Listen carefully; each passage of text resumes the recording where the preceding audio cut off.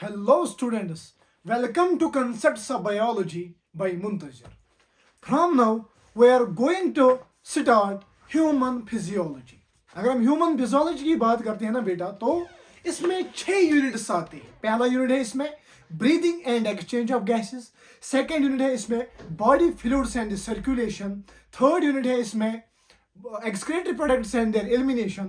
Fourth, locomotion and movement. Fifth, neural control and coordination. And sixth is the hormonal control and coordination. इसको हम chemical integration and chemical coordination and integration कहते हैं. ठीक है, तो अगर हम ह्यूमन फिजियोलॉजी की बात करते हैं ना बेटा, तो human physiology class 11th NCERT biology की है. ठीक है, क्लास 11th में आती है. ठीक है बेटा, तो अगर हम क्लास 11th की बात करेंगे, अगर बेटा आप बोर्ड्स पढ़ रहे हो, बोर्ड्स के अंदर तैयारी कर रहे हो या सीबीएसई पढ़ रहे हो, तो आपको तो ये ह्यूमन फिजियोलॉजी कवर करनी ही करनी है. ठीक है, और अगर आप अभी नीट की तैयारी कर रहे हो तो आपके लिए इंपॉर्टेंट होने वाला है, क्योंकि ह्यूमन फिजियोलॉजी से 14 क्वेश्चंस पूछे जाते हैं.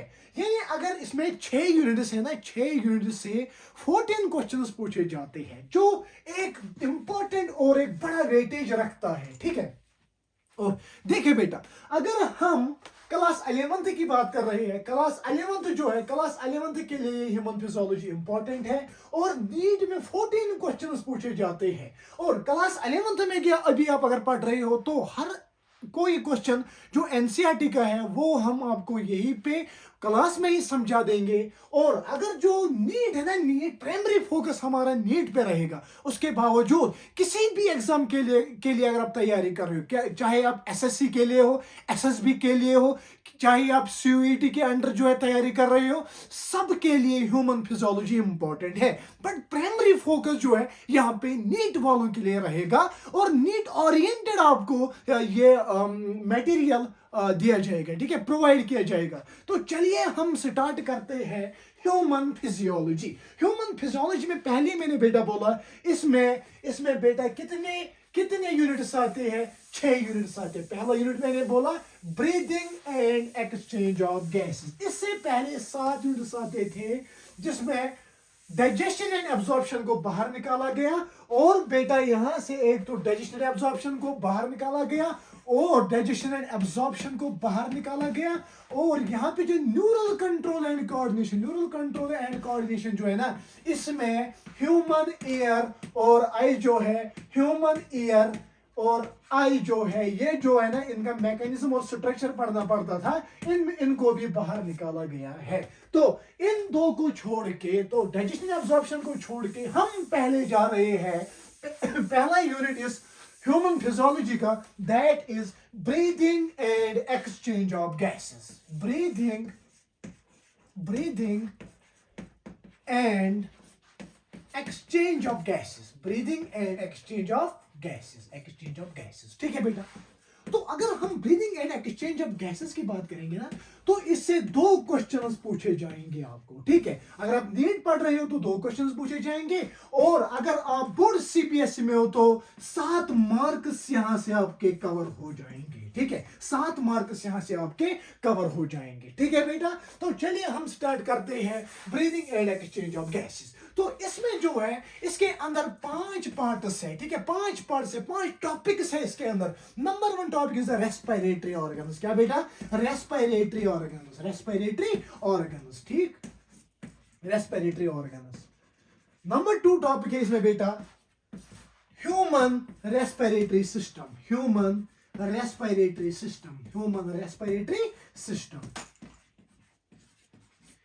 थर्ड टॉपिक है बेटा इसमें, mechanism of breathing.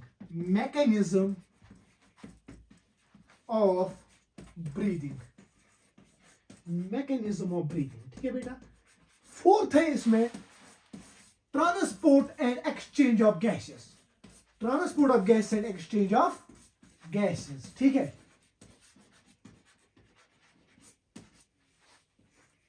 Of gases. Fifth है इसमें रेस्पिरेटरी वॉल्यूम्स. ठीक है बेटा, इसमें रेस्पिरेटरी वॉल्यूम्स आपको पढ़नी है. Respiratory volumes and capacities. Respiratory volumes and capacities. और सिक्स्थ है इसमें बेटा, एक तो रेस्पिरेटरी जो है, रेस्पिरेटरी कंट्रोल एंड इसमें आपको पढ़ने disorders related to the respiratory system.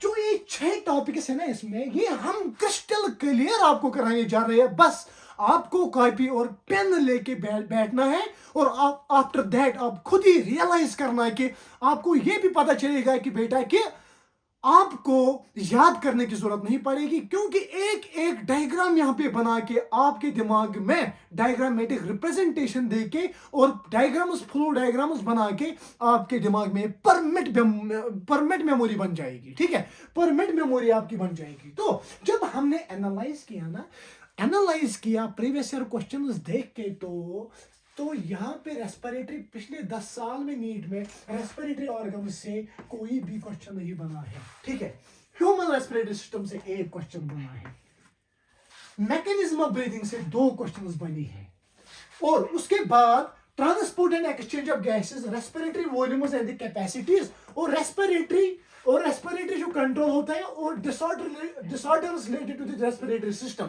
इनसे 7 क्वेश्चंस बने हैं। 7 क्वेश्चंस इनसे बने हैं। ठीक है, और इनसे 7 क्वेश्चंस बने हैं। 7 क्वेश्चंस इनसे बने। इट मीन्स दैट कि आपको यहाँ पे एक तो transport and exchange of gas अच्छे से पढ़ना है, और रेस्पिरेटरी वॉल्यूम्स एंड कैपेसिटीज, और यहाँ पे डिसऑर्डर्स रिलेटेड टू दिस। ये जो 3 टॉपिक है ये आपको अच्छे से पढ़ने, अच्छे से तो सब कुछ पढ़ना है, बट इस पे फोकस करना है कि कैसे एग्जामिनर क्वेश्चन बनाता है। तो चलिए हम स्टार्ट करते हैं breathing and exchange of gas का टॉपिक नंबर 1। 6 लेक्चर्स में हम ये यहाँ पे कवर कराने जा रहे हैं, और 6 लेक्चर्स में आपका ये यूनिट इंशाल्लाह रहमान खत्म हो जाएगा। तो चलिए स्टार्ट करते हैं।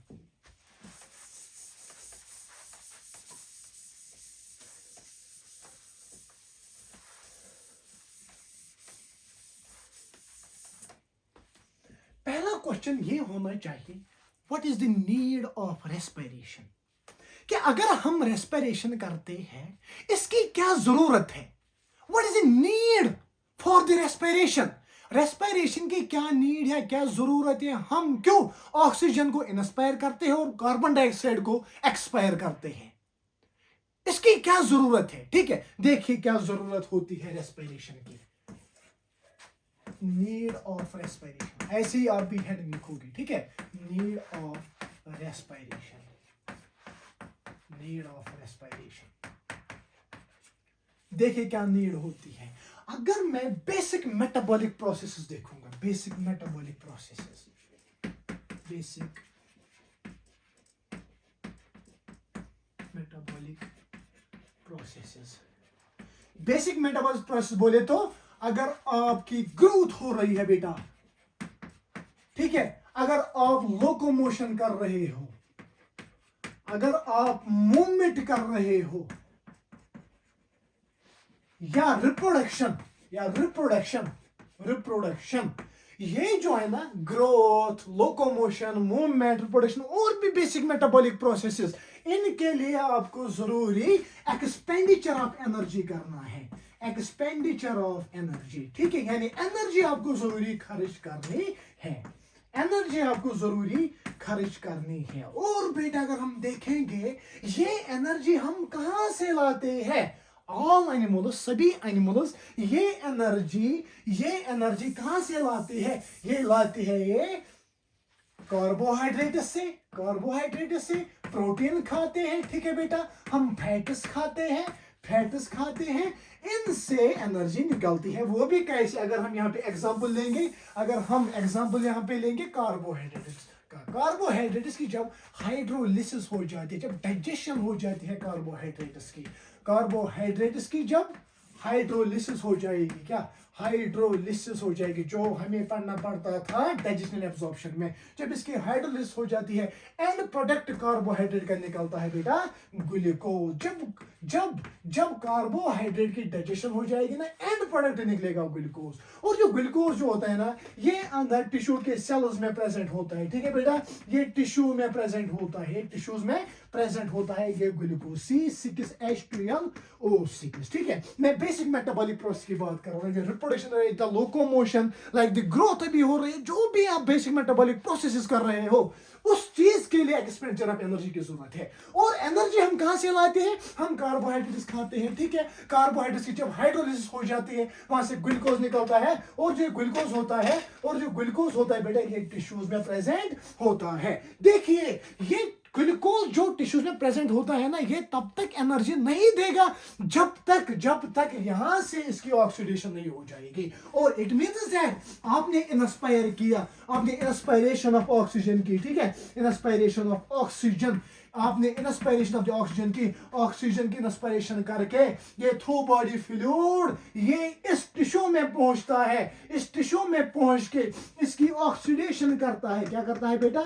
इसकी ऑक्सीडेशन करता है। जब ग्लूकोज की ऑक्सीडेशन हो जाती है, जब ग्लूकोज की ऑक्सीडेशन होती है तो वहां से एनर्जी निकलती है। ये जो एनर्जी है ना, एनर्जी आपकी बेसिक मेटाबॉलिक प्रोसेस के लिए इंपॉर्टेंट है। और वहां से बेटा कार्बन डाइऑक्साइड निकलता है और वाटर निकलता है। क्या निकलता है? एनर्जी, कार्बन डाइऑक्साइड और वाटर निकलता है, ठीक है। तो मैं बात कर रहा हूं कि ये जो कार्बोहाइड्रेट से ग्लूकोज निकला, जब कार्बोहाइड्रेट की डाइजेशन हो गई वहां से ग्लूकोज निकला, जब ग्लूकोज निकल गया तो ये टिश्यूज में होता है। और ग्लूकोज जो है तब तक ग्लूकोज में से एनर्जी नहीं निकलेगी जब तक यहां पे ऑक्सीजन नहीं पहुंचेगा, जब तक ऑक्सीडेशन नहीं हो जाएगी। जब ग्लूकोज की ऑक्सीडेशन हो जाएगी तो बेटा यहां से क्या निकलेगा? यहां से एनर्जी निकलती है जो आपके बेसिक मेटाबॉलिक प्रोसेस के लिए इंपॉर्टेंट है। वाटर निकलता है, water is also important for your basic metabolic process. And carbon dioxide जो है ना, ये पॉइजनस गैस होता है। क्या?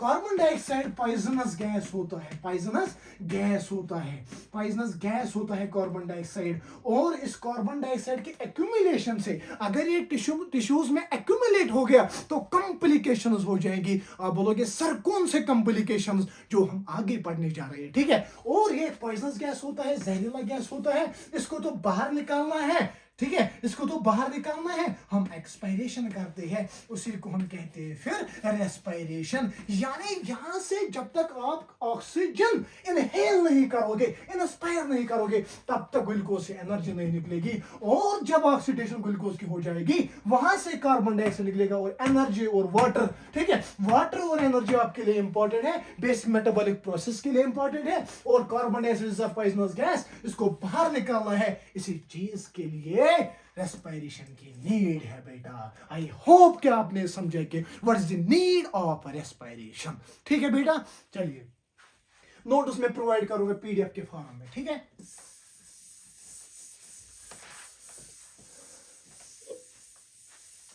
उसके बाद एनसीईआरटी का पहला पॉइंट अगर आप देखोगे ना, एनसीईआरटी ने ऐसे लिखा है, देखो, सो respiration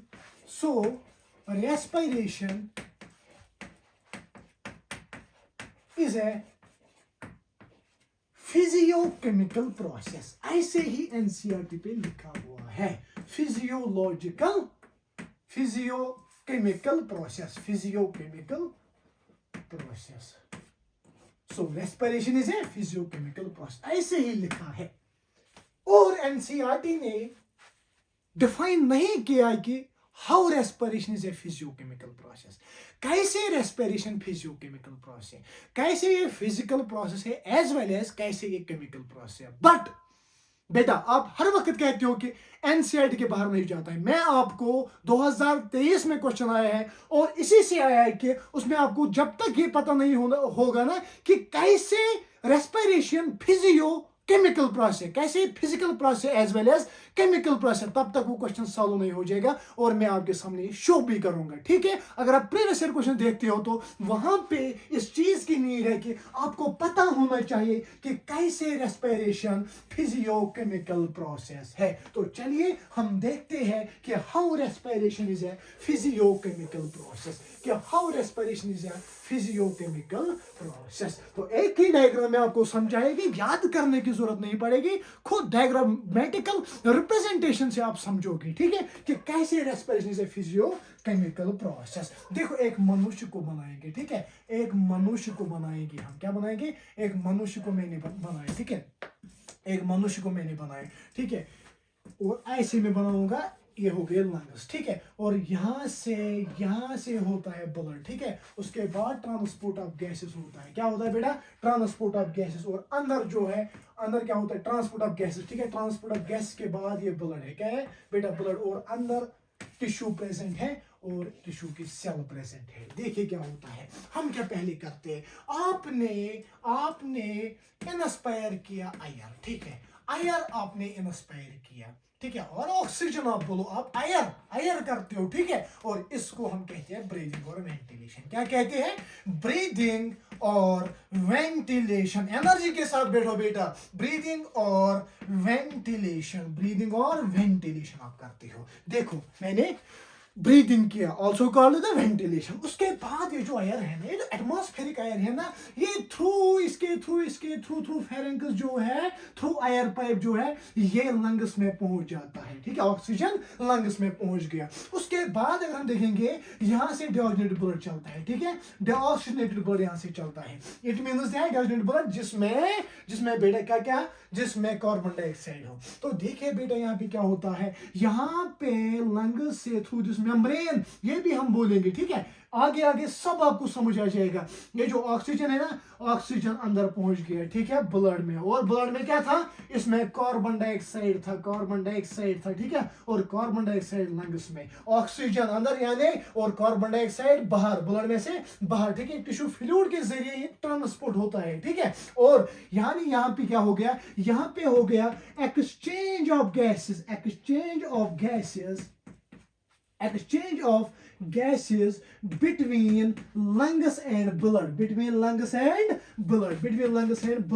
between lungs and blood, ठीक है बेटा, यहाँ पे एक्सचेंज ऑफ गैसेस होता है बिटवीन लंग्स एंड ब्लड। इसको हम कहते हैं एक्सटर्नल रेस्पिरेशन। क्या कहते हैं बेटा? एक्सटर्नल रेस्पिरेशन कहते हैं। यानी जब यहाँ पे एक्सचेंज ऑफ गैसेस हो जाएगा बिटवीन लंग्स और ब्लड के दरमियान एक्सचेंज ऑफ गैस हो जाएगा, उसको हम एक्सटर्नल रेस्पिरेशन कहते हैं। This is the second step, ठीक है, the second step. First step is breathing और ventilation, second step is external respiration. उसके बाद जब इस ब्लड में ऑक्सीजन आ गया, तो ऑक्सीजन है ना, इसकी ट्रांसपोर्टेशन हो जाएगी, यानी ट्रांसपोर्ट ऑफ गैसेस हो जाता है। वहां से कार्बन डाइऑक्साइड, यहाँ से ऑक्सीजन, ट्रांसपोर्ट ऑफ गैसेस,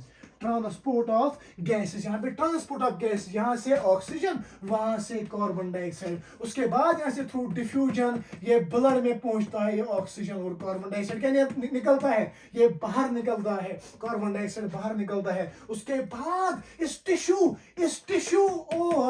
में क्या प्रेजेंट है? ग्लूकोज। इस टिश्यू और ब्लड के दरमियान ये एक्सचेंज ऑफ गैसेस हो जाता है। इसको हम कहते हैं इंटरनल रेस्पिरेशन। बेटा यहाँ पे इंटरनल रेस्पिरेशन हो गई, याद रखना, क्योंकि यहाँ से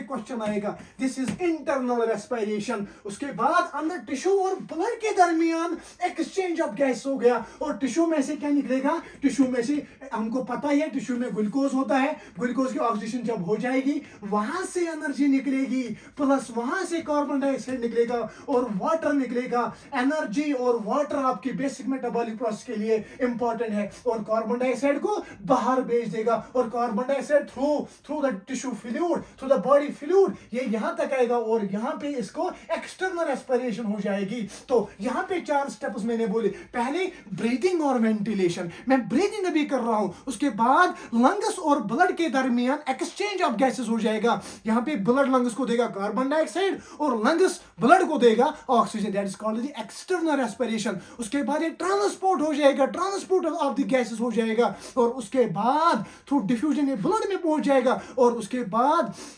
लंग्स और ब्लड के दरमियान रेस्पिरेशन हो जाएगी, लंग्स और ब्लड के दरमियान एक्सचेंज ऑफ गैसेस हो जाएगा, उसको हम कहते हैं internal respiration. This is the fourth step. उसके बाद जब हम टिश्यू को खोलते हैं, टिश्यू में सेल प्रेजेंट होती है, और सेल में जो रेस्पिरेशन होती है उसको हम सेल्यूलर रेस्पिरेशन कहते हैं। क्या बेटा? उसको हम सेल्यूलर रेस्पिरेशन कहते हैं।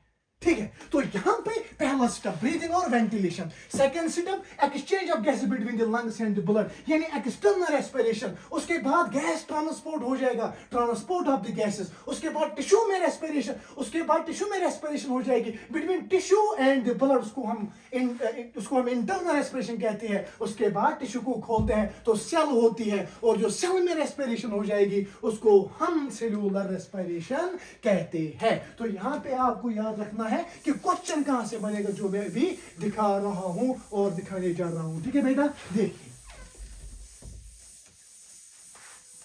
पहला स्टेप मैंने यहां पे बोला ब्रीदिंग और वेंटिलेशन, ब्रीदिंग और वेंटिलेशन,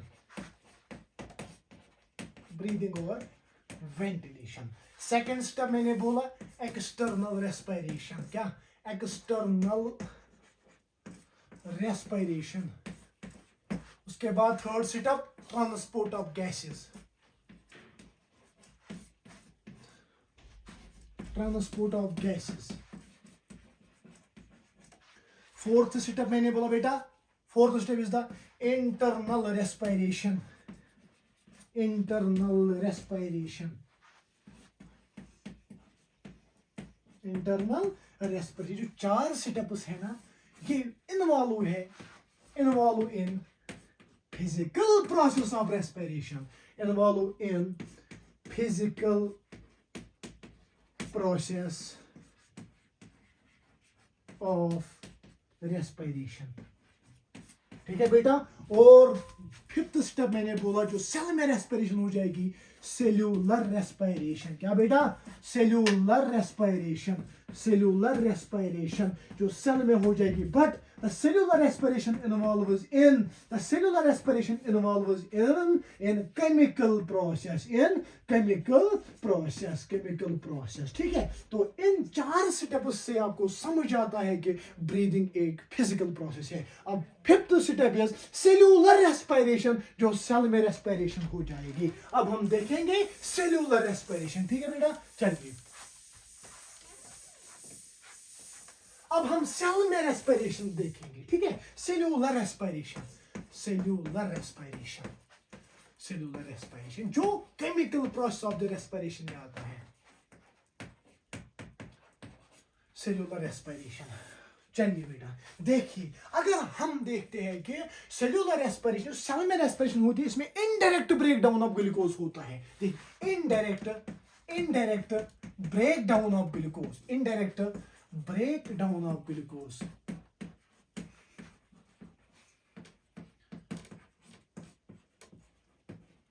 ठीक है, देखिए जब indirectly break down of glucose हो जाएगा ना, तो C6H12O6 that is glucose, glucose की जब ऑक्सीडेशन इनडायरेक्टली ब्रेक डाउन हो जाएगा ना, वहां से एनर्जी निकलेगी। क्या निकलेगी? एनर्जी निकलेगी। ठीक है, ठीक है, जब इसकी ऑक्सीडेशन हो जाएगी। ठीक है, but this oxidation is of two types. ठीक है, this respiration is of two types. ठीक है, मैंने बोला सेल्यूलर रेस्पिरेशन। अब हम केमिकल प्रोसेस देखेंगे कि कैसे ब्रीदिंग या रेस्पिरेशन कैसे, ये कैसे केमिकल प्रोसेस है। फिजिकल प्रोसेस हमने देखी, मैंने बोला indirect break down of glucose होता है, जब ग्लूकोज की ऑक्सीडेशन होके वहां से एनर्जी निकलती है। But this oxidation, this respiration is of two types, this respiration is of two types, this respiration is of two types, aerobic respiration and anaerobic respiration. Aerobic respiration, aerobic respiration or anaerobic respiration.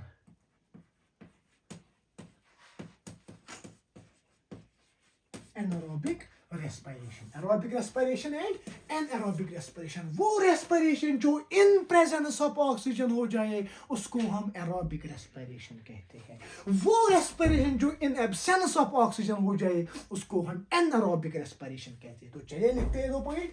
in presence of oxygen जो respiration हो जाएगी उसको हम aerobic कहते हैं। क्या कहते हैं? aerobic रेस्पिरेशन कहते हैं। while as in absence of oxygen जो रेस्पिरेशन हो जाए उसको हम एनारोबिक रेस्पिरेशन कहते हैं। देखिए बेटा, C6H12O6 ग्लूकोज को जब एरोबिकली रेस्पिरेशन हो जाती है, वहां से 6 कार्बन डाइऑक्साइड निकलते हैं, वहां से 6 वाटर निकलते हैं, और बेटा मोस्ट इंपॉर्टेंट थिंग, वहां से 38 ATP निकलेंगे। क्या निकलेंगे?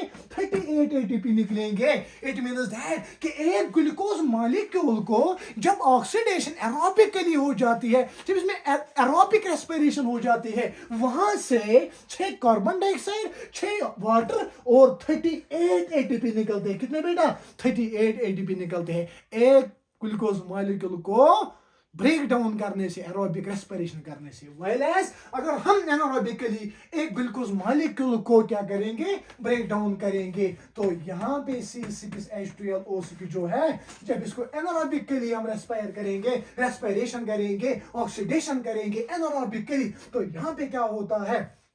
एनारोबिकली यहाँ पे रेस्पिरेशन हो जाती है, तो यहाँ से क्या निकलता है? यहाँ से 3 चीजें निकलते हैं। नंबर 1, यहाँ से इथियोनिक एसिड निकलता है। क्या निकलता है? इथियोनिक एसिड निकलता है बेटा।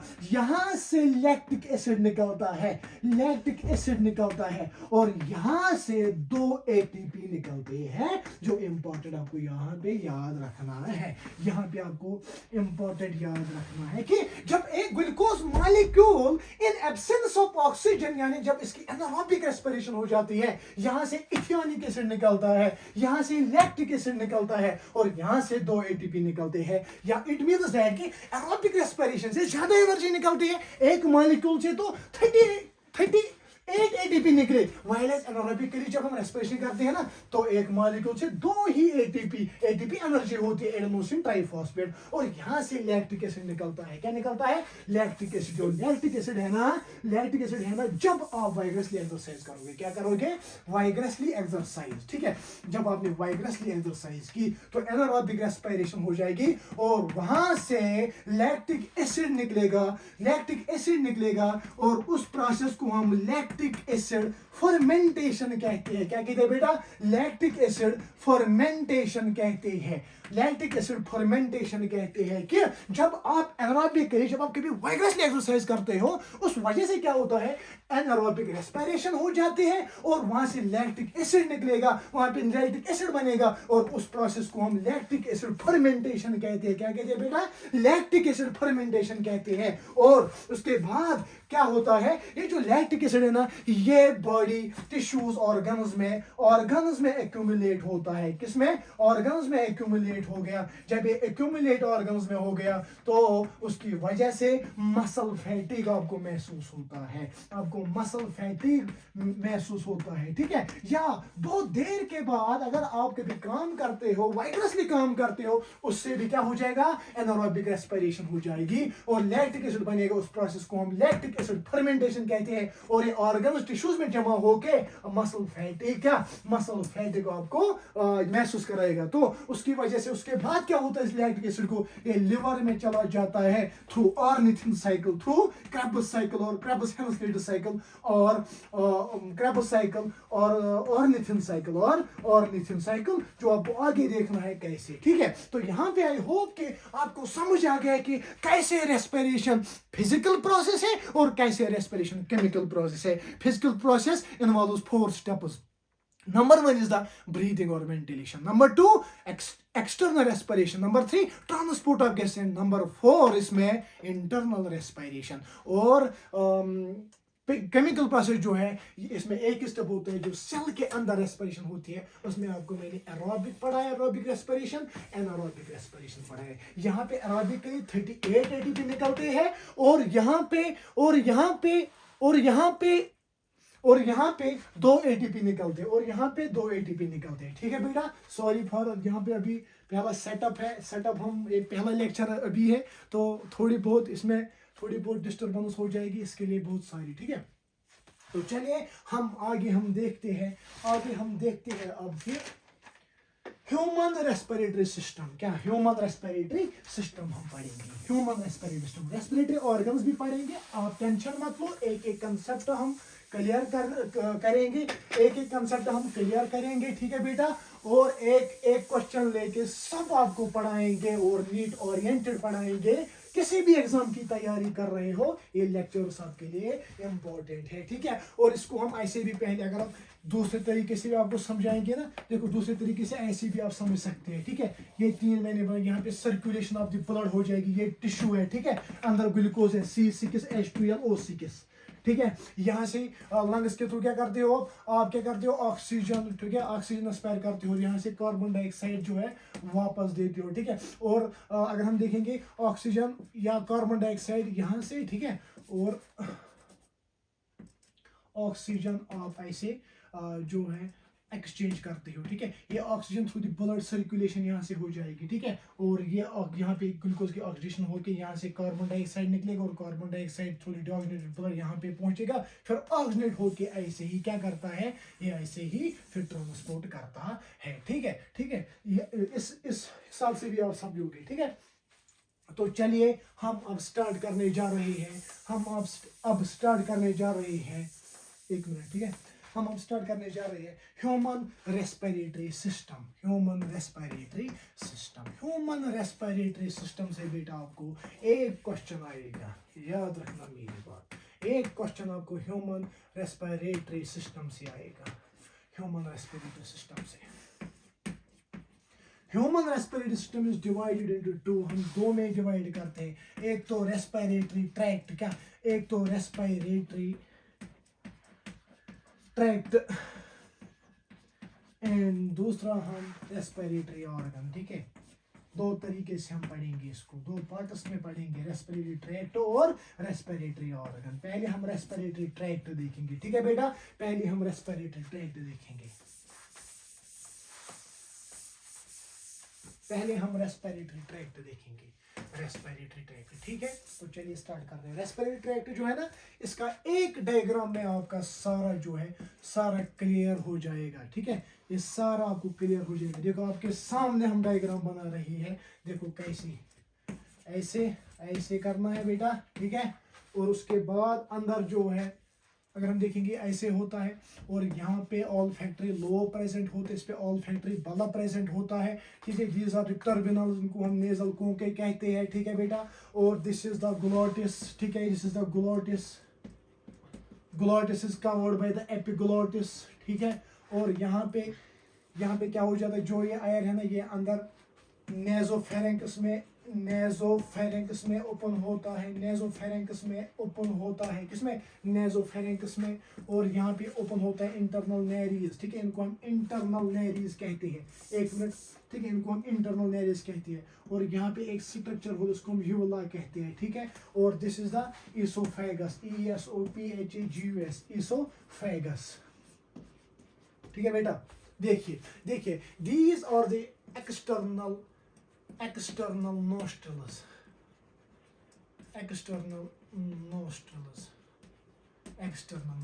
ठीक है। जो एक्सटर्नल नॉस्ट्रल्स होते हैं ना बेटा, ये 1 पेयर होते हैं, ठीक है। एक्सटर्नल नॉस्ट्रल जो है ये 1 पेयर होते हैं, it is present above the lips, ठीक है। पहला आप लिखोगे एक्सटर्नल नॉस्ट्रल, जो आपके ये बाहर के स्ट्रक्चर अभी दिख रहे हैं ना, these are the external nostril, जो है ये ओवल शेप्ड होते हैं और अबव द लिप्स से प्रेजेंट होते हैं, these are called the external nostrils. And these external nostril is separated by a septum called the nasal septum, ठीक है। this is the nasal septum, यहाँ पे मैं nasal septum बनाऊंगा बेटा, this is nasal septum, ठीक है। इस nasal septum की वजह से बेटा, इस nasal septum की वजह से 2 इंटरनल नेरीज बनते हैं, 2 लॉन्ग चैनल्स बनते हैं, ठीक है बेटा। यहाँ पे नेजल चेंबर्स बनते हैं, 2 नेजल चेंबर, एक नेजल चेंबर और दूसरा नेजल चेंबर, ठीक है। ये external nostrils and these are separated by a septum called the nasal septum, और ये 2 चेंबर्स बनाते हैं, इनको हम कहते हैं नेजल चेंबर्स। और नेजल चेंबर, एक नेजल चेंबर की मैं बात कर रहा हूं, इसके 3 पार्ट्स होते हैं, किस, इस नेजल चेंबर के 3 पार्ट्स होते हैं। वेस्टिब्यूलर पार्ट, ठीक है, जो आगे एंटीरियर पार्ट होता है इसको हम वेस्टिब्यूलर पार्ट कहते हैं, ठीक है, इसको हम वेस्टिब्यूलर पार्ट कहते हैं, ठीक है। And number 2 is the respiratory part, जो मिडल होता है ना, उसको हम रेस्पिरेटरी पार्ट कहते हैं, ठीक है। This is the respiratory part, middle part. And number 3 part है बेटा, this is the olfactory part, this is the olfactory part, this is the olfactory part। जो नेजल चेंबर है, each nasal chamber has 3 regions, ठीक है। Number 1 जो anterior होता है, anterior is called the vestibular part, और जो मिडल होता है that is called the respiratory part, and जो यहाँ पे होता है उसको हम कहते हैं, जो पोस्टीरियर होता है ना, जो पीछे साइड से प्रेजेंट होता है, उसको हम olfactory पार्ट कहते हैं। क्या बेटा olfactory पार्ट, ठीक है, olfactory पार्ट। चलिए अगर हम वेस्टिबुलर पार्ट की बात करेंगे ना, वेस्टिबुलर पार्ट जो है एंटीरियर प्रेजेंट होता है, इस पे हेयर्स प्रेजेंट होते हैं। क्या प्रेजेंट होते हैं?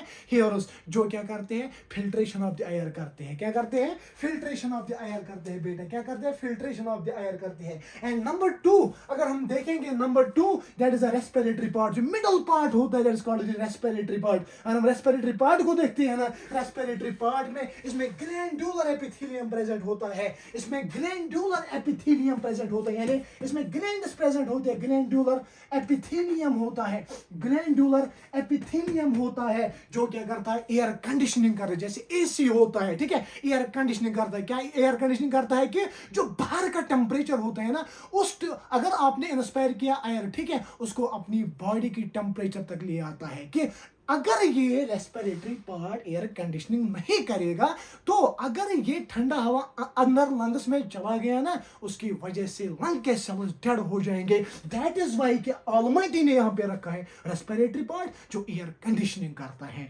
And number 3 is the olfactory part, this is the most important part. कि एक हमको बस लगता है कि बस एक ही फंक्शन है हमारे इन नेजल चेंबर्स का, हमारी इस नेजल रेस्पिरेशन को, बट olfactory पार्ट जो है ना, इसमें जो है, इसमें क्या रिसेप्टर्स प्रेजेंट होते हैं, जो हमें स्मेल करने में मदद देते हैं। तो मैंने बात की पहले external near separated by the nasal chamber, ठीक है, separated by the nasal septum, ठीक है, और ये 2 नेजल चेंबर्स बनाते हैं। एक नेजल चेंबर के 3 पार्ट्स होते हैं। Number 1 is the vestibular part, पे हेयर्स प्रेजेंट होती है, एयर फिल्ट्रेशन का काम करती है। Number 2 is the respiratory part, जो क्या करता है? रेस्पिरेटरी पार्ट क्या करेगा बेटा? ये एयर कंडीशनिंग करता है, इसमें ग्लैंडुलर एपिथेलियम प्रेजेंट होता है। And number 3 is the olfactory part, ये जो olfactory पार्ट होता है ना, ये क्या करेगा? ये स्मेलिंग में हेल्प करेगा। और उसके बाद अगर हम देखेंगे ना, तीन स्क्रू लाइक स्ट्रक्चर्स प्रेजेंट होते हैं, इनको हम टर्मिनल्स कहते हैं। और नेजल कोंकाई, जो ऊपर वाला होता है इसको हम इंफीरियर नेजल कोंकाई कहते हैं,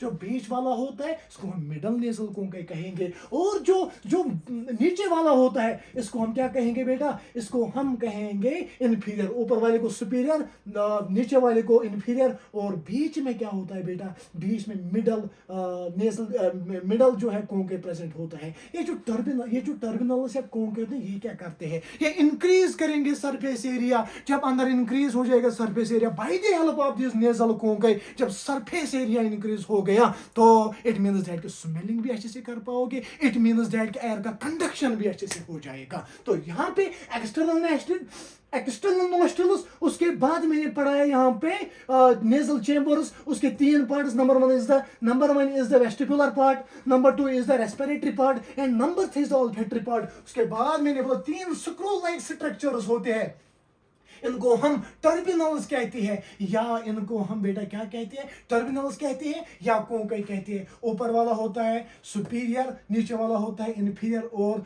बीच में होता है मिडल कोंकाई, ठीक है। ये जो कोंकाई है ना, ये इंक्रीज करेंगे सरफेस एरिया। जब सरफेस एरिया इंक्रीज हो जाएगा, स्मेलिंग भी अच्छे से कर पाओगे, और बेटा एयर कंडीशनिंग भी अच्छी हो जाएगी। और बेटा उसके बाद अगर हम देखते हैं, उसके बाद जो हमारे जो ये नॉस्ट्रल्स है, जो नेजल चेंबर्स है ना, ये हमारे ओरोफेरेंक्स में जो है ओपन होते हैं, जो हम इंटरनल नॉस्ट्रल्स कहते हैं। यहाँ पे ओपन हो जाएंगे। अब ये है ना, यहाँ पे अंदर आपके ओरल कैविटी में ओपन हो जाए, इसको हम नेसोफेरेंक्स में, फेरेंक्स का एक पार्ट होता है नेसोफेरेंक्स में ओपन हो जाएंगे। और जब ये नेसोफेरेंक्स में ओपन हो जाएंगे, ड्यूरिंग स्वेलिंग इनमें तो फूड चले जाएगा, बट यहाँ पे एक स्ट्रक्चर अगर जो लटका हुआ होता है ये नेसोफेरेंक्स में, दैट इज कॉल्ड द यूला। यूला क्या करता है? During swallowing of the food, internal Nereis को, इंटरनल नॉस्ट्रल्स को क्या करेगा?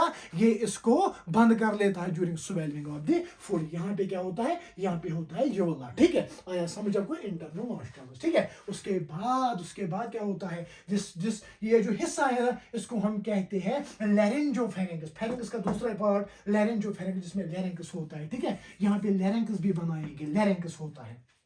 देखिए बेटा, यहाँ पे एयर पाइप होती है, इसको आप विंड पाइप कहती हो, ठीक है बेटा, इसको आप लैरिंक्स कहती हो, ठीक है।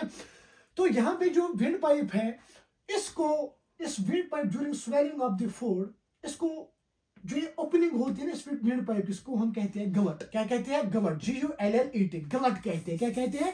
गलट कहते हैं बेटा। जो एक गलट है, GULLET, गलट को during swallowing of the food इस एयर पाइप को ढक लेता है। इसको एक बाइलोबल लीफ लाइक स्ट्रक्चर इसको बंद करता है during swallowing of the food, that is called the epiglottis. यानी glottis is covered by the epiglottis. Epiglottis bilobal structure का होता है और ये एक ढक्कन का काम करता है during swallowing of the food. और इस एयर पाइप को क्या है? इस एयर पाइप को ये ढक लेता है, बंद करता है during swallowing of the food. इसीलिए अगर हम कभी बातें करते हैं, बातें करने के दौरान आपकी इंस्पायरेशन हो जाती है या एक्सपायरेशन, ठीक है, उसके दौरान ये जो है ना इस ग्लॉटिस को ऊपर तो उठना है और कभी कभी इसमें से कभी खाना चला जाता है और फिर सडन जो है खांसी हो जाती है। दैट इज वाई कि खाना खाने के दौरान जो हमारी प्रॉफिट्स ने भी कहा कि खाने के दौरान आपको क्या करना है? चुप करके खाना है, ठीक है। इसके पीछे यही रीजन है। आप खुद सोचें उस वक्त कौन सी एक मैकेनिज्म था कि सो दैट कि वो देखते, ठीक है। और जो भी हमारे पुरानों ने, जो भी हमारे बुक्स में, रिलीजियस बुक्स में लिखा है ना, उसके पीछे जो है आज साइंस काम करता है। तो चलिए इस बात को ये पे छोड़ते हैं। उसके बाद अगर हम देखेंगे यहाँ पे क्या होता है, यहाँ पे होता है बेटा, यहाँ पे होता है बेटा क्या, यहाँ पे होता है, एक मिनट, ठीक है, यहाँ पे होता है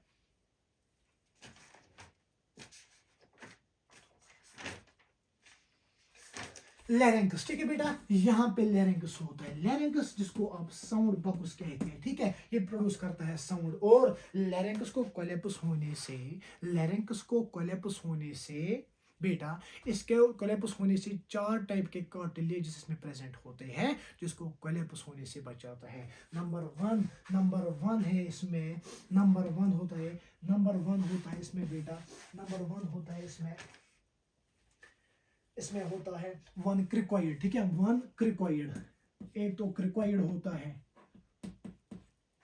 नंबर टू इसमें होता है वन थायराइड, जिसको आप एडम्स एप्पल कहती हो। वन थायराइड, एडम्स एप्पल, क्या? एडम्स एप्पल, ठीक है। And two arytenoids. मैं लैरिंक्स की बात कर रहा हूँ बेटा, ठीक है, मैं लैरिंक्स की बात कर रहा हूँ। लैरिंक्स जो होता है ना, it is also called sound box, ठीक है। ये आपको अभी बातें करने में मदद देता है, ये बातें बना रहा है, ठीक है, ऐसे भी आप याद रख सकती हो। और जो इसको कोलैप्स होने से इसको कोलैप्स होने के 4 टाइप के, 4 कार्टिलेज प्रेजेंट होते हैं। Number one is the one arytenoid, ठीक है, एक होती है थायराइड, इसको आप एडम्स एप्पल कहते हो, और 2 होते हैं इसमें ऑर्टिनाइड, ठीक है। उसके बाद अगर हम देखते हैं, दिस इज द फेरेंकस बोले तो विंड पाइप, क्या? विंड पाइप, ठीक है। जो विंड पाइप है इसको सी शेप्ड हाइलियन कार्टिलेज से फ्रॉम कोलैप्सिंग से बचने के लिए सी शेप्ड हाइलियन कार्टिलेजेस प्रेजेंट होते हैं, और ये सी शेप्ड होते हैं और स्वेलिंग ऑफ द फूड में भी मदद करता है। और बेटा ये क्या करेगा? ये स्वेलिंग ऑफ द फूड में भी मदद करेगा और ये कोलैप्स होने से भी इसको बचाएगा।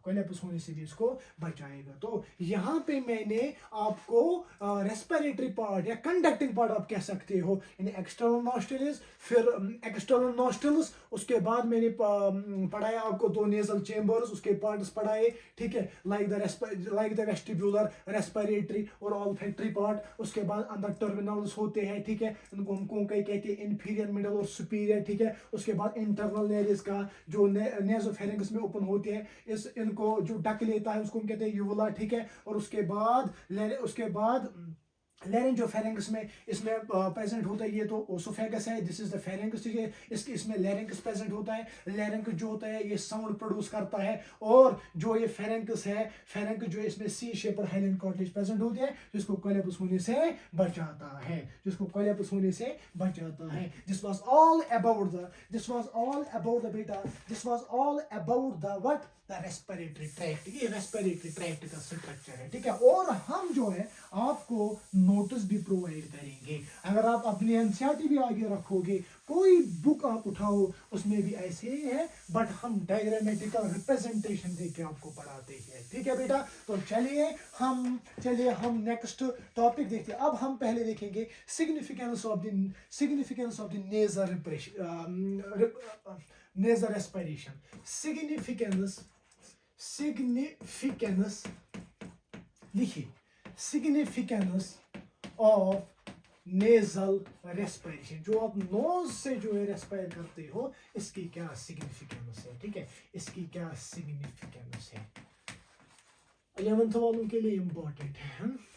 Significance of the nasal respiration. Number 1, ये वार्मिंग करता है, वार्मिंग। ठीक है, नंबर 2, ये क्या करेगा बेटा, ये फिल्ट्रेशन ऑफ द एयर करता है। कैसे? वेस्टिबुलर पार्ट होता है नेजल चैम्बर्स में, ठीक है, उस पे हेयर्स प्रेजेंट होते हैं जो फिल्ट्रेशन का काम करते हैं, फिल्ट्रेशन करेगा। नंबर 3 बेटा, ये मॉइस्चनिंग ऑफ द एयर करता है। क्या करता है बेटा? मॉइस्चनिंग ऑफ द एयर।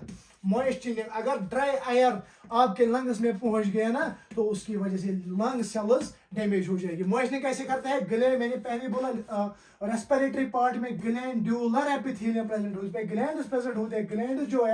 ग्लैंड जो है ये म्यूकस रिलीज करेंगे, जिसकी वजह से मॉइस्चनिंग ऑफ द एयर हो जाएगी। एंड नंबर 4 की अगर हम बात करेंगे स्टरलाइजिंग की बात करेंगे, तो स्टरलाइजिंग क्या होता है? Killing of bacteria. ठीक है, क्योंकि एंटीबैक्टीरियल लाइसोजाइम प्रेजेंट होता है, एंटीबैक्टीरियल लाइसोजाइम प्रेजेंट होता है, उसकी वजह से स्टरलाइजिंग हो जाएगी। स्टरलाइजिंग बोले तो किलिंग ऑफ द बैक्टीरिया भी करता है। ठीक है, किलिंग ऑफ द बैक्टीरिया। ठीक है बेटा, और उसके बाद अगर हम देखेंगे ये क्या करता है, ये स्मेलिंग तो इंपॉर्टेंट तो ये है, तो अंदर ऑल्फैक्टरी लोब्स प्रेजेंट है, ऑल्फैक्टरी रिसेप्टर्स प्रेजेंट हो रही है, इट मींस दैट स्मेलिंग में भी ये हेल्प करेगा, बेटा। ठीक है, ये जो 5 है ना, ये आप दिमाग में रखिएगा और ये इंपॉर्टेंट है, और यहाँ पे याद करने की जरूरत भी नहीं है। मैंने डायग्रामेटिकल रिप्रेजेंटेशन आपको दिखाई, आपको याद करने की जरूरत नहीं पड़ेगी, खासकर ह्यूमन फिजियोलॉजी में। बायोलॉजी एक कंसेप्ट से हम पढ़ाएंगे और कंसेप्ट के साथ साथ आपको आगे बढ़ाएंगे। ठीक है बेटा, तो मैंने यहाँ पे आपको पढ़ाया significance of the nasal respiration. पहले मैंने बोला, पहली significance what is the first significance, that is the warming. Number 2 filtration, number 3 moistening, number 4 sterilising, and number 5 smelling में भी ये हेल्प करता है। ठीक है बेटा, स्मेलिंग में भी ये हेल्प करता है। तो यहाँ पे हमने रेस्पिरेटरी ट्रैक्ट जो है, रेस्पिरेटरी ट्रैक्ट क्लियर किया। ठीक है, रेस्पिरेटरी ट्रैक्ट आपने पढ़ा। अब हम पढ़ेंगे रेस्पिरेटरी ऑर्गन। अगर आप खुद में देखोगे, आप में कौन से रेस्पिरेटरी ऑर्गन, क्या किडनी है आप में रेस्पिरेटरी ऑर्गन? नहीं बेटा, आप में क्या है? फिर आप में लंग्स है। तो जिनमें lungs as a respiratory organ होती है, उसको हम पल्मोनरी रेस्पिरेशन भी कहते हैं। ठीक है, तो हम में लंग्स है, तो लंग्स ही तो पढ़ेंगे ना हम। लंग्स जो है, लंग्स की हेल्प से हम जो है, लंग्स हमारा रेस्पिरेटरी ऑर्गन है, और लंग्स की वजह से हम रेस्पिरेशन करते हैं। That is why it is called the pulmonary respiration. ठीक है, रेस्पिरेटरी ऑर्गन, लंग्स पर रेस्पिरेटरी ऑर्गन होते हैं, लंग्स रेस्पिरेटरी ऑर्गन होता है। ठीक है बेटा, और लंग्स से हम रेस्पिरेशन करते हैं, that is why it is called the pulmonary respiration. क्या बेटा?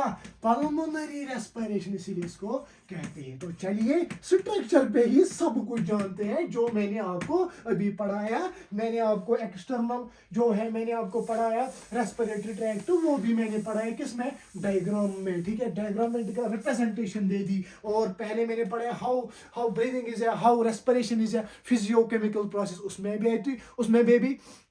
उसमें भी आप, मैंने आपको क्या पढ़ाया बेटा? उसमें भी मैंने आपको पढ़ाया क्या? डायग्राम में। ठीक है, कैसे फिजिकल प्रोसेस, कैसे केमिकल प्रोसेस। अब यहाँ पे हम लंग्स पढ़ेंगे। ठीक है बेटा, हम लंग्स पढ़ेंगे। देखो लंग्स का स्ट्रक्चर कैसे बनाएंगे हम। ठीक है, this is called the larynx. ठीक है बेटा, उसके बाद लैरिंक्स के बाद बेटा यहाँ पे हम बनाएंगे ट्राइकिया। क्या बनाएंगे? लैरिंक्स के बाद बेटा हम बनाएंगे ट्राइकिया। क्या बनाएंगे बेटा? ट्राइकिया बनाएंगे। Is the trachea, is the trachea. उसके बाद क्या होता है, उसके बाद जो ट्राइकिया है ना ये डिवाइड हो जाती है। जब ये डिवाइड हो जाएगी ना बेटा, जब ये डिवाइड हो जाएगी ना बेटा, देखिए इसने डिवाइड किया, और क्योंकि इसको लंग्स में एंटर होना था, क्या होना था, इसको लंग्स में एंटर होना था। ठीक है, ठीक है, this is the left lung and this is the right lung. ठीक है, और बेटा ये जो वर्टिबल, ये जो ट्राइकिया है ना, ये फिफ्थ वर्टिबल, फिफ्थ, ये फिफ्थ किस पे हो जाती है, एक डिवाइड होते हैं एट द फिफ्थ डिवाइड होती है at the fifth thoracic vertebra, at the fifth thoracic vertebra, at the fifth thoracic vertebra पे ये डिवाइड करते हैं। कौन डिवाइड करता है बेटा, ये क्या है, ये क्या है बेटा, ये ट्राइकिया है। What is this, this is the larynx sir, this is larynx. ठीक है, एंड व्हाट इज दिस, ये क्या है सर, ये ट्राइकिया है sir. Trachea fifth thoracic vertebra पे डिवाइड करती है, इसको लंग्स में एंटर हो जाना होता है। किसमें, लंग्स में इसने एंटर किया। ठीक है, इसने लंग्स में एंटर किया। जब इसने लंग्स में एंटर किया बेटा, तो इसको हम फिफ्थ थोरेसिक वर्टिब्रा पे डिवाइड करती है। ठीक है, और जब ये लंग्स में एंटर करेगा ना, इसको हम कहते हैं प्राइमरी ब्रोंकस। क्या कहते हैं बेटा, प्राइमरी ब्रोंकाई, प्राइमरी ब्रोंकाई कहती है। यानी फिफ्थ थोरेसिक वर्टिब्रा पे ये हमारी फेरेंकस जो है डिवाइड करती है, और ये प्राइमरी ब्रोंकाई बनाता है। क्या बेटा, प्राइमरी ब्रोंकाई। तो हमको यहाँ पे उतना डीप नहीं जाना है। देखिए हमको क्या करना है, यहाँ पे हमको लंग्स का स्ट्रक्चर देखना है। This is the left lung. ठीक है, एंड लेफ्ट लंग में बेटा दो ही लोबस होते हैं। ठीक है, दो ही लोबस होती है। This is the superior lobe, this is the inferior lobe, while as अगर हम बात करेंगे ना राइट साइड के लंग में, इसमें तीन लोब्स प्रेजेंट होते हैं। ठीक है बेटा, इसमें तीन लोब्स प्रेजेंट होते हैं, तीन lobes. This is the superior, this is superior lobe, this is inferior lobe, और this is middle lobe, this is middle lobe. ठीक है बेटा, यानी राइट साइड के लंग में तीन लोब्स प्रेजेंट होते हैं। ठीक है, और लेफ्ट साइड के बेटा, लेफ्ट साइड के कितने होते हैं, एक मिनट सॉरी, और लेफ्ट साइड से बेटा, लेफ्ट लंग की बात करूंगा, लेफ्ट लंग में दो ही लोब्स प्रेजेंट होते हैं, और इन दो लोब्स को सेपरेट करता है, this is horizontal fissure, separated by horizontal fissure, and these two lobes are separated by horizontal fissure, while as अगर हम राइट लंग की बात करेंगे, राइट लंग जो है इसके पास तीन लोब्स होते हैं, ये तीन लोब्स में डिवाइड होता है, और इनको सेपरेट करता है। एक तो सेपरेट करेगा कौन, हॉरिजॉन्टल फिशर। ठीक है, हॉरिजॉन्टल फिशर, एंड नंबर 2 इसको ओब्लिक फिशर भी यहाँ से क्या करेगा, सेपरेट करेगा। ओब्लिक फिशर भी यहाँ से सेपरेट करेगा, ओब्लिक फिशर भी यहाँ से सेपरेट करेगा बेटा। ठीक है बेटा, ठीक है बेटा, हॉरिजॉन्टल फिशर और ओब्लिक फिशर। ठीक है बेटा, ओब्लिक फिशर। ठीक है बेटा, it means that right lung में दो ही लोब्स होते हैं, और separate by the horizontal fissure. While as अगर हम राइट लंग की बात करेंगे, राइट लंग में तीन लोब्स होते हैं, राइट लंग में तीन लोब्स होते हैं, and separated by the horizontal fissure and oblique fissure. Well अगर हम देखेंगे यहाँ पे हार्ट प्रेजेंट होता है। क्या होता है बेटा, हम हार्ट ऐसे बनाए देंगे। हार्ट जो होता है ना, हार्ट का एपेक्स जो है, हार्ट का एपेक्स टिल्ट होता है टुवर्ड्स द लेफ्ट लोब। ठीक है, अगर इसमें दो ही लोब्स प्रेजेंट है, बट और एक चीज तो प्रेजेंट है, इसको हम कहते हैं कार्डियक नॉच। कार्डियक नॉच में जो है, अगर ये हार्ट है ना, हार्ट का एपेक्स टिल्ट होता है towards the cardiac notch. While as अगर हम राइट लंग की बात करें, ये बड़ा होता है as compare to the left lung, but right lung में तीन लोब्स होते हैं। जो लेफ्ट है ना बेटा, लेफ्ट में दो ही होते हैं, बट कार्डियक नॉच प्रेजेंट होता है, जिसमें हार्ट का एपेक्स टिल्ट होता है टुवर्ड्स द लेफ्ट लोब। इसलिए लेफ्ट साइड से थोड़ा बहुत ही प्रेजेंट हार्ट होता है। ठीक है बेटा, चलिए यहाँ तक आपको समझ आ गया होगा। ठीक है बेटा, तो चलिए यहाँ पे अगर हम कवरिंग ऑफ द लंग को देखेंगे, लंग की कवरिंग को देखेंगे, जिस कवरिंग ऑफ द लंग, एक मिनट बेटा चाह के उठाऊंगा मैं, ठीक है, जिस कवरिंग ऑफ द लंग, इस कवरिंग को हम कहते हैं प्लूरा। क्या कहते हैं? प्लूरा, ठीक है। इस कवरिंग लंग की कवरिंग को हम प्लूरा कहते हैं। क्या कहते हैं? प्लूरा। और अंदर side it is covered by the 2 layers of the pleura, जो अंदर साइड से प्रेजेंट होती है ना, ये अंदर साइड से प्रेजेंट है, this is called the visceral pleura. Visceral pleura, visceral pleura. और बाहर साइड से है पैराइटल प्लूरा। क्या? Parietal pleura, parietal pleura, visceral pleura और पैराइटल प्लूरा। इस विसरल प्लूरा जो अंदर साइड से जो प्लूरा लेयर एक कवरिंग होती है लंग्स की, और बाहर साइड से पैराइटल प्लूरा, विसरल प्लूरा और पैराइटल प्लूरा के दरमियान एक फ्लूइड होता है, दैट इज कॉल्ड एक फ्लूइड होता है, that is called the pleural fluid. क्या बेटा? प्लूरल फ्लूइड, प्लूरल फ्लूइड होता है, प्लूरल फ्लूइड। ये जो प्लूरल फ्लूइड है ना, इसके 2 काम है। इस प्लूरल फ्लूइड जो है ना, इसके 2 काम है। क्या क्या काम है इसका? It allows frictionless movements of the lungs, lung movement करता है और फ्रिक्शनलेस मूवमेंट ये अलाउ करता है। क्या? यही प्लूरल फ्लूइड जो विसरल प्लूरा और द पैराइटल प्लूरा के दरमियान फ्लूइड होता है, that is called the pleural fluid. Pleural fluid जो होता है, प्लूरल फ्लूइड जो होता है, ये frictionless movement of the lungs को जो है ये अलाउ करता है। और नंबर टू ये प्रोटेक्ट करता है लंग को फ्रॉम कोलैप्सिंग, लंग को कोलैप्स नहीं होने देता है, ठीक है। This is the covering of the lung. ऐसे ही राइट लंग में भी होता है। दिस इज द प्लूरा और प्लूरल फ्लूइड। अंदर से जो प्लूरा होता है, इसको हम कहते हैं विसरल प्लूरा बेटा। और जो बाहर साइड से प्लूरा होता है, that is the parietal pleura. क्या? Parietal pleura. इसमें क्या होता है? इन दो के दरमियान क्या होता है? इसमें होता है प्लूरल फ्लूइड। क्या होता है? प्लूरल फ्लूइड जो frictionless movements of the lungs को अलाउ करता है एंड नंबर 2 लंग को कोलैप्स नहीं होने देता है, ठीक है। यहाँ पे देखिए फिफ्थ थोरैकस वर्टिब्रा पे इंपॉर्टेंट पॉइंट है। फिफ्थ थोरैकस वर्टिब्रा पे जो ये इसको क्या कहते हैं, ठीक है, एक मिनट। फिफ्थ थोरैकस वर्टिब्रा पे ट्राइकिया ने डिवाइड किया। क्या किया? डिवाइड किया, ठीक है। ये फिफ्थ थोरैकस वर्टिब्रा पे, और ये ओपन हो गई कहाँ पे? ये लंग्स में ओपन हो गई। और जहां से ये ओपन होता है ना, और जहां से ये ओपन होता है इन द लंग्स, ठीक है, इन द लंग्स से प्राइमरी ब्रोंकाई को प्राइमरी ब्रोंकाई कहते हैं। जहां से ये ओपन होता है उसको हिलस कहते हैं और हिलम कहते हैं। क्या कहते हैं बेटा? हिलस और हिलम, ठीक है, हिलस और हिलम। तो प्राइमरी ब्रोंकाई भी आपको समझ आ गया कि फिफ्थ थोरैकस वर्टिब्रा पे हमारी जो ट्राइकिया है, ट्राइकिया डिवाइड करता है और ये लेफ्ट और राइट लंग में एंटर कर जाते हैं थ्रू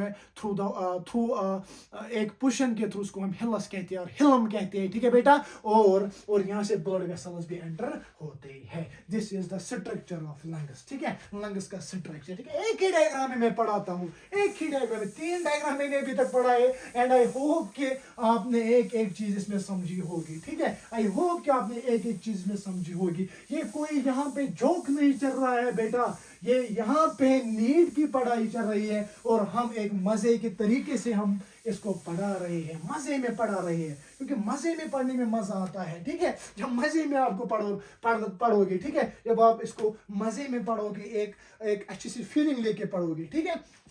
तो चलिए उसके बाद क्या होता है? Bronchial intersome. ये आपको समझना है कि what is the bronchial intersome. Branchial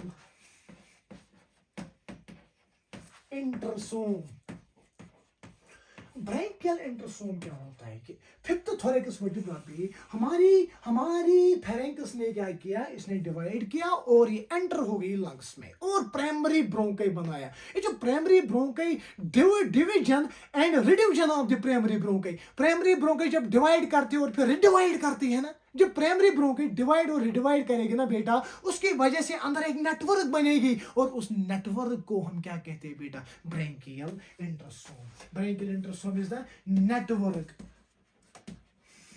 network formed by the network inside the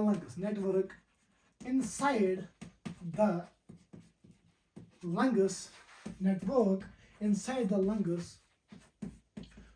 formed by division and division and redivision of primary bronchi inside the lungs.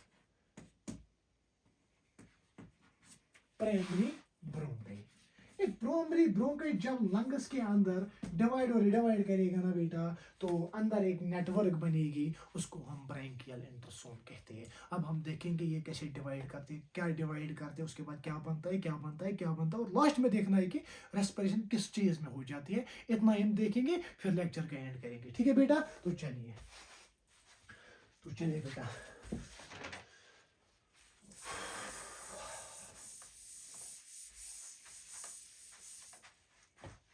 एक डायग्राम यहाँ पे बनाएंगे, इसी से हम समझेंगे. ठीक है,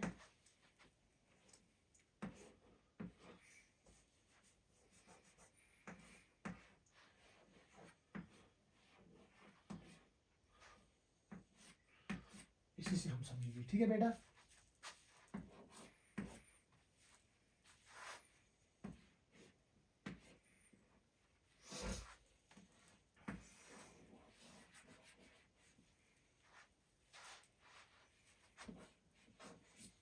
चलिए बेटा देखिए. This is what is this बेटा, this is trachea, this is trachea,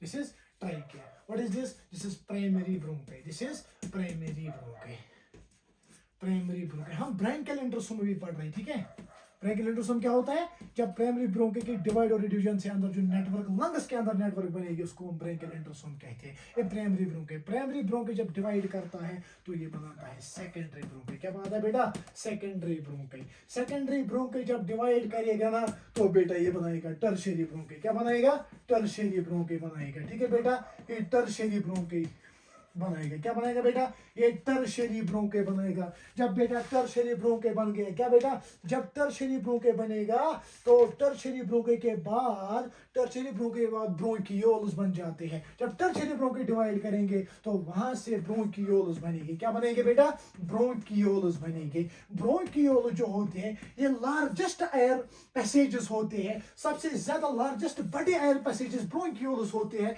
जो टर्शियरी ब्रोंकाई के डिवीजन के होने से होता है. ठीक है, टर्शियरी ब्रोंकाई जब डिवीजन करते हैं तो ये ब्रोंकियोल्स होते हैं. But C shape hyaline cartilage जो पहले मैंने बोला कि वो यहां तक ही प्रेजेंट होते हैं. C shape hyaline cartilage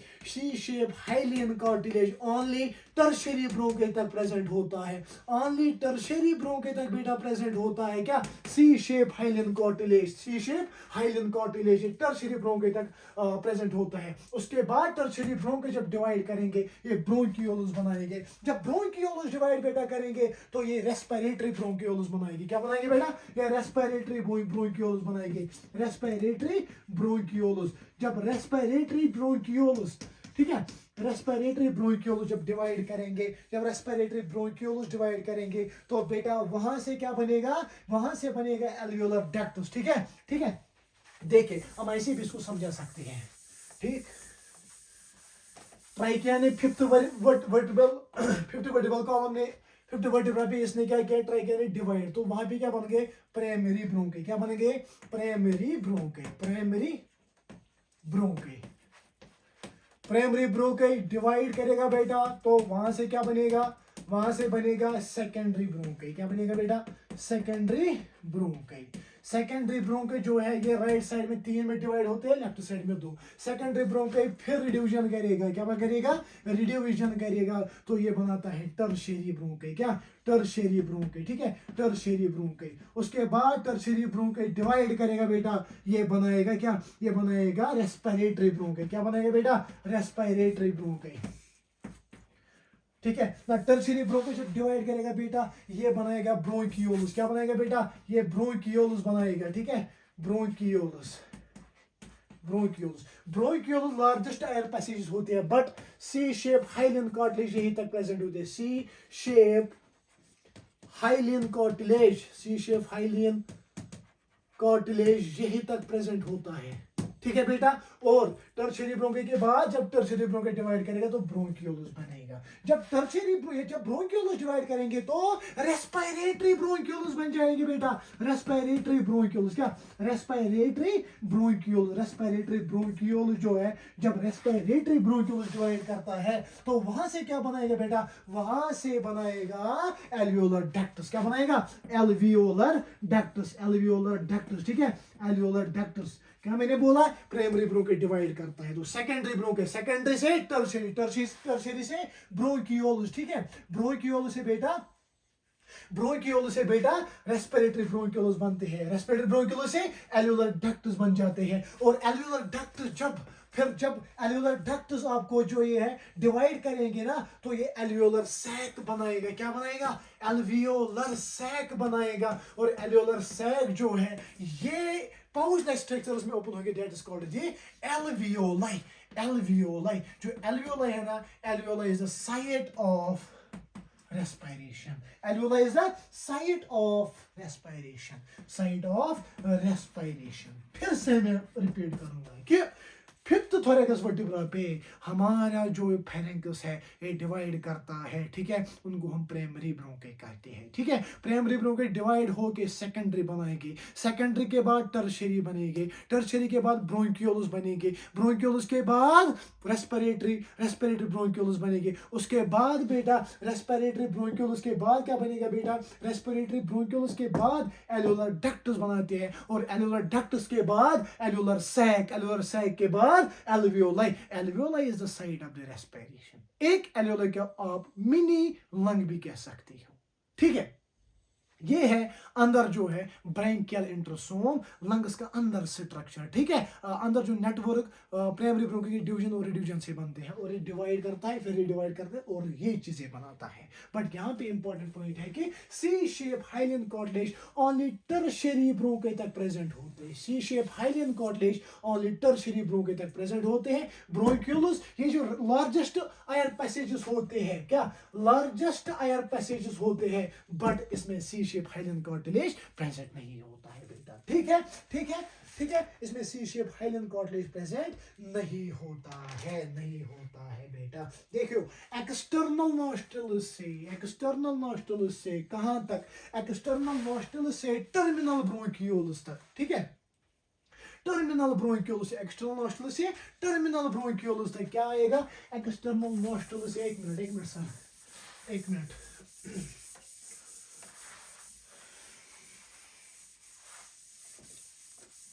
external nostril से, एक्सटर्नल नॉस्ट्रल से टर्मिनल ब्रोंकियोलस तक, कहां तक, टर्मिनल ब्रोंकियोलस तक। एक्सटर्नल नॉस्ट्रल से टर्मिनल ब्रोंकियोलस तक, इसको हम कंडक्टिंग जोन कहते हैं। जो एयर को कंडक्ट करते हैं इसको हम कंडक्टिंग जोन बोलते हैं, ठीक है बेटा, कंडक्टिंग जोन, ठीक है। टर्मिनली ब्रोंकियोलस से क्या आता है बेटा, टर्मिनली ब्रोंकियोलस से रेस्पिरेटरी ब्रोंकियोल आएगा, रेस्पिरेटरी ब्रोंकियोलस से, ठीक है बेटा, रेस्पिरेटरी ब्रोंकियोलस से। याद रखना यहां से असर्शन रीजनेबल क्वेश्चन बनेगा। रेस्पिरेटरी ब्रोंकियोलस से कहां तक, एल्वियोलाई तक, this is the respiratory zone, इसको हम रेस्पिरेटरी जोन कहते हैं। क्या कहते हैं, रेस्पिरेटरी जोन, रेस्पिरेटरी जोन। तो एक्सटर्नल नॉस्ट्रल से टर्मिनल ब्रोंकियोलस तक कंडक्टिंग जोन, एयर को यहां तक कंडक्ट करते हैं। उसके बाद रेस्पिरेशन स्टार्ट होती है रेस्पिरेटरी ब्रोंकियोलस से एल्वियोलाई तक। इंपॉर्टेंट ये तो यहाँ पे आसान याद रखना है कि रेस्पिरेटरी से रेस्पिरेटरी ब्रोंकियोलस से रेस्पिरेटरी जोन स्टार्ट होता है, ठीक है। आई होप कि आपने जो सब कुछ यहाँ पे आप सीख रहे हो और अपने नोट्स बना रहे हो, and I will provide you all the notes in the PDF form. And आप लाइक करोगे अगर आपको एक एक कंसेप्ट क्लियर हो रहा है, ठीक है बेटा। आप शेयर करोगे अपने फ्रेंड्स के साथ, ठीक है बेटा। तो एक पॉजिटिव कमेंट भी लिखोगे आप।